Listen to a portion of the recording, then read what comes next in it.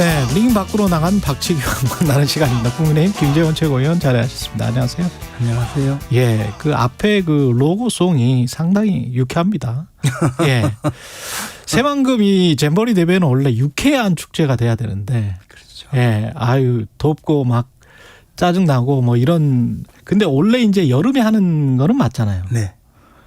근데 일단 뭐 가장 큰 문제는 뭐라고 보세요? 일단 이렇게 많이 준비를 못했나 이런 것도 좀 문제인 것 같고. 네. 예, 뭐가 문제입니까? 근데 제가 이제 30년 전에 우리나라가 예. 속초 예. 그 신평벌 설악산에서 그 바다 사이의 이 속초시 신평벌에서 잼버리 대회를 한번 열었어요. 고성 아니었어요? 고성이었죠. 네네. 고성. 예. 네. 근데 제가 그때 국무총리실 사무관으로 하면서 89년도인가 그러지? 뭐 하여튼 예. 30년 전이에요. 예, 30년 전인가? 89년이 아니고 네. 총리실 근무할 때니까 예. 94년쯤인가요? 40인가? 아, 그래요? 95년인가 뭐. 네. 근데 그때 제가 현장에 가서 점검단으로 간 적이 있거든요. 아. 그래서 제 경험이 좀 있어요. 예. 이 잼버리. 근데 그때는 정말 우리나라가 세계 잼버리 대회를 유치해서 뭐 국격도 높이고 이런 대회로 운영을 했고 실제로 굉장히 성공을 했어요.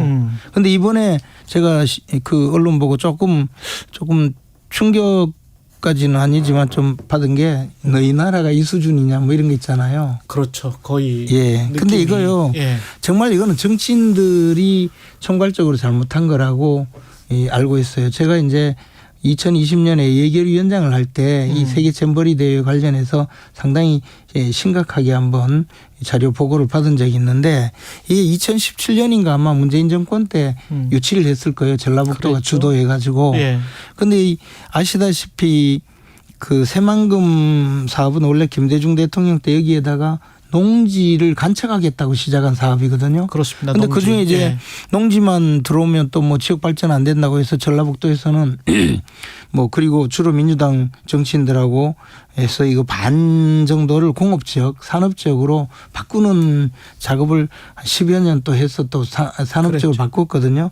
그런데 그러고 나서 농지지역과 산업지역 또 매립을 해야 되는데 자금이 그렇게 예산이 확보가 잘 안 되니까 농지 전용기금 이것을 가지고 끌어와서 지금 이 잼버리 대회 하는 쪽은 전부 이제 빨리 매립을 해야 되니까 농지 기금을 갖고 와서 매립을 한 거예요. 우리가 왜 이제 아파트 지구를 유치한 다음에 그냥 잼버리 대회 유치한 다음에 전후 계속 그렇죠. 그 지역 자체가 예. 그러니까 우리가 도시가 막 팽창하면 농지도 막 전용해서 아파트 짓고 하잖아요. 그러면 농지 전용 기금을 거두거든요. 그 돈을 여기에 막 집어넣어 가지고 이제 농지로 매립한 지역을 거기에다가 세계 잼버리 대회를 유치하고 그리고 나서 한 것이 새만금 공항을 유치하겠다. 잼버리 대회를 저 핑계를 대면서 그런데 이게 뭐 경제성이 전혀 없으니까 예비 타당성 조사를 면제해달라 요구하는 것이 이제 그 무렵이었어요. 그러면 잼버리 대회 유치할 때 활주로도 못 만드는데도 막 그런 주장을 해가지고 이제 새만금 공항도 들어가고 뭐 이런 이 과정에서 농지 위에다가 지금 사실상 농지 위에 하는 것이다. 잼버리 대회를 열었는데 농지도 그게 다 논이잖아요. 논바닥 위에다가 지금 한다고 생각하면 돼요. 대충. 근데 이제 이렇게 그러니까 말씀을 쉽게 말하면 배수가 안 되는 지역이에요. 이게. 예, 그거는 그리고 그렇죠. 잡초만 우거져 있는 그런 곳에 잼버리 대회를 유치해서 거기다가 새만금 공항을 유치하겠다는 그런 정치인들의 그 표들을 여는 발상부터 각종 지역 이기주의 그리고 이것을 합리적으로 잼버리 대회가 어떤 대회인지 제대로 파악하지 않고 유치부터 그리고 이제 정권 바뀐 이후에 이 잼버리 대회를 제대로 준비하지 못한 뭐 현 정부 책임도 없다고 할 수 없죠. 그런데 이것은 출발부터 잘못된 그런 출발부터 잘못됐다. 네, 출발부터 잘못됐으면 사실은 2015년에 그 여기 새만금하고 제가 알기로는 다른 지역이 또 한 곳 있었잖아요. 박근혜 정부 때잖아. 그때 그 이쪽으로 결정이 된 거잖아요. 그럼 박근혜 정부 탓이네. 아니 이제 그것은 지역 간의 예? 지역 내에서의 예. 뭐 경쟁을 또 하니까. 예. 근데 저는 그렇게 예. 생각해요. 이것도 일정 부지가 있어요. 수만 아니 명이, 그때는 왜 그러면 수만 박근혜 명이 정부 필요하니까. 때는 왜 전북 세방 아니 그런 주장을 했겠죠. 당연히 주장을 정치적인 했지만, 이유로 한 거 아니에요? 그때는? 주장을 했지만 예. 그러니까 뭐 정치적 이유든 뭐든 예. 저는 그 심평벌의 잼버리 대회장은요. 예. 저도 이제 야영을 많이 해봤기 때문에 우리가 야영하면 제일 먼저 가는 게 경상도 말로 도구 친다 그러는데 물길 내는 것부터 하거든요. 그렇죠. 예, 그거부터 하고 배수로부터 만들잖아요. 근데 이게 주무부처가 전북도만 욕할 수 있는 게 아니고 주무부처가 여가부란 말이지. 그렇죠. 근데 여가부 폐지 이렇게 지금 저 공약을 내세웠던 거의 첫 번째 공약 아니었어요? 페이스북으로는. 그랬던 대통령 후보가 대통령이 된 다음에 여가부가 지금 주무부처로 있는 잼버리 대회가 열렸는데 네. 이게 제대로 준비가 안 됐다. 그러면 여가부를 앞으로 폐지하려고 해서 여가부가 별로 힘을 못 받아서 그냥 대충 한 거 아니냐 이렇게 지금 질문해 볼 수도 있는 거 근데 아닙니까? 이제 여성 예. 가족 청소년부인데 예. 저 국제대회는 사실 현장에서 일하는 유치부터 시작해서 모든 것을 준비한 현장 뭐 집행위원장인 전북지사가 제일 예.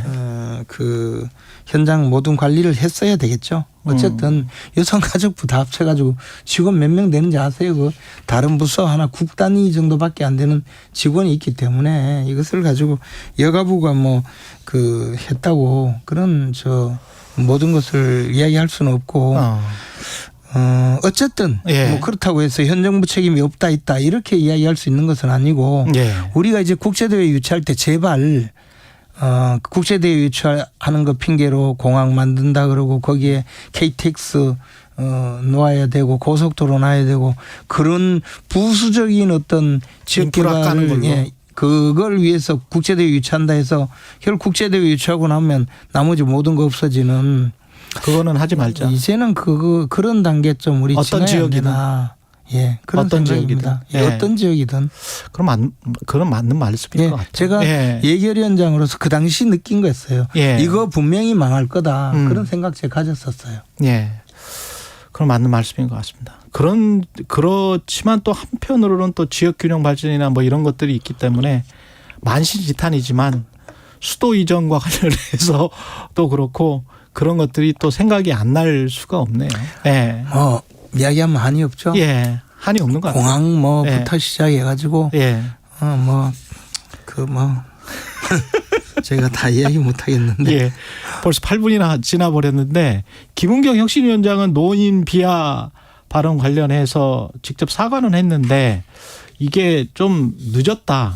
게다가 이제 혁신이 자체에 관한 어떤 효용성 여기에 관해서 이제 의문을 제기하는 분들이 많이 생기고 있더라고요. 네. 예.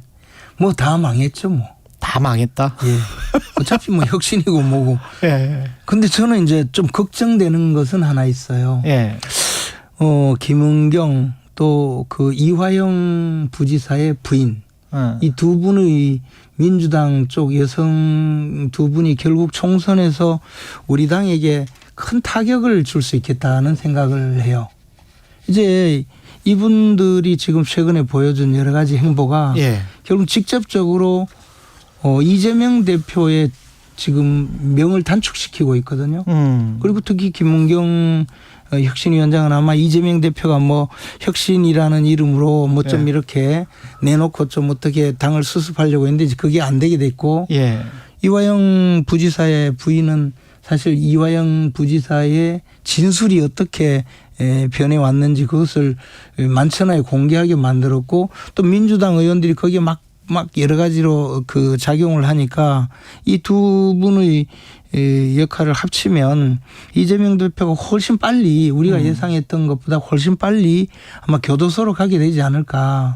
영장을 청구하면 당연히 증거인멸 우려도 있고 뭐 여러 가지 문제점을 만든 거죠. 이재명 대표가 우리 예상보다 빨리 교도소로 가면 그게 국민의힘에게 타격이 될 것이다.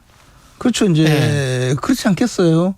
그렇게 되면 이제 그렇게 민주당이 되면 민주당이 재정비를 할 것이고 예.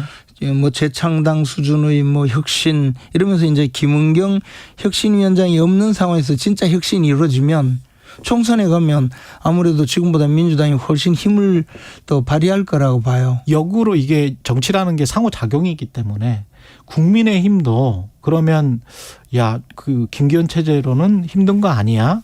이러면서 어떤 비대위나 이런 가능성이 그런데 있습니까? 여당은 그렇게 되면 이제 혼란만 야기가 되고 아, 그렇습니까? 이 대통령과 네. 집권당 대표가 지금 뭐 잘 호흡을 맞춰가고 있는데 야당에서 변란이 일어났다고 해서 이쪽에서 뭐 바꿀 수가 있나요? 그러니까 네. 결국은 민주당이 지금 이대로 가면 상당히 좀 지지율도 엄청 떨어지잖아요. 예. 그리고 뭐 할 말이 별로 없잖아요. 맨날 뭐 모여가지고 뭐 이재명 대표 언제 끄집어 내리느냐 뭐 어제도 보니까 유인태 전 총장이 지금 뭐 할 게 뭐 있냐고 비대위로 가야 된다고 그러던데. 그러니까 변란이 일어나는 쪽으로 가고 있는 거는 확연하게 보인다. 그것을 이제 두 분의 여성께서 훨씬 더 가속화시킨다. 가속화시키고 이제는 그렇게 되지 않으면 안 될 수밖에 없도록 만들고 있죠. 아니 그리고 생각해 보세요. 예. 어떤 정당의 혁신위원장 그것도 여성이 노인에 가가지고 이 사진에다가 이래 뺨을 맞습니까? 근데 그 그 사진에 뺨을 맞았다는 그 사진 속 여성보다도 사진 네. 속 여성도 이제 발언의 당사자니까 문제가 있을 수 있지만 네. 뺨을 때린 대한 노인회장은 좀 과하지 않습니까? 그래도 뭐 우리나라는 장유유서가 무조건 장유유서입니까? 무조건이 아니고 네. 저도 그걸 보고 네. 조금 하여튼 근데 네. 끽소리 못 하고 있잖아요. 잘했으면 뭐 난리 났죠. 그래서 그게 저는 대중의 심리가 제가 보기에는 꼭 그럴까? 뭐 정치인이시니까 너무 잘 아실 것 아니 같은데. 그래 그걸 바라시겠지만 아니 제가 바라는 건 아니지만 아니 그래 바라는 객관적으로 봤을 때 바라는 분들이 있겠지만 네. 이번 사안이 바로 네. 제가 이제 정치 시작하던 2004년 20년 전에 정동영 당시 아마 그 의장이었을 거예요. 정동영 의장이 그 열린우리당 그렇죠. 당의장 네. 그분께서 또 마찬가지로 젊은 청년들에게 그 인터뷰를 하면서 물론 그때도 나쁜 뜻은 아니에요. 전체적으로는 젊은 사람들 투표 좀 많이 하라 하면서 젊은 세대는 예. 앞으로 많이 오래 살아야 되니까 투표를 해서 이 나라를 미래를 결정해야 되는데 왜 얼마 살지도 않을 어르신들이 만날 투표하게 놔두느냐. 그리고 어르신들이 왜 여러분들 미래를 결정하게 만드냐 하면서 그분들은 집에 계셔도 되고 여러분들 투표하라 이랬는데 노인 폄하 발언으로 그때 뭐 한 50석 날아갔다 이런 평가를 받았거든요. 네. 근데 아마 민주당 의원들 내지 민주당 쪽 분들은 그런 그 공감대가 있는 것 같아요. 이번 내용도 똑같거든요. 왜 미래 세대가 결정해야 될 일을 미래가 얼마 안 남은 분들이 결정하느냐. 근데 미래가 얼마 안 남은 분들 이런 말을요. 그냥 쉽게 알아듣기 쉽게 하면 곧 돌아가실 분들 이런 말이잖아요. 예. 그러면 그게 얼마나 뺨 맞아야죠. 사실은. 그래서 저는 혁신은 뭐 종쳤고요. 이제 곧 이제 백현동 사건 수사도 받으시고 그다음에 이화영 부지사가 어느 정도 진술을 했는지는 몰라도 이화영 부지사의 진술의 그 어떤 임의성 신빙성에 대해서 많이 부인께서 또 부각을 시켜줘서 이재명 대표가 뭐 방탄국회를 열기도 어려울 거고 저는 민주당의 개혁이 이재명 대표의 교도소 행과 함께 민주당의 개혁이 쉽게 이루어져서 그 바람에 우리 당의 총선 전략에 막대한 또 타격을 빚어올 그런 변수가 생겼다. 이동관 방통위원장이 조금 힘이 되지 않을까요? 뭐 그것보다는 훨씬 지금 이쪽 사안이 크기 이동관 후보자는 방통위원장이 될까요? 아니 뭐 그분의 뭐 결격 사유가 있나요? 결격 사유가 없습니까?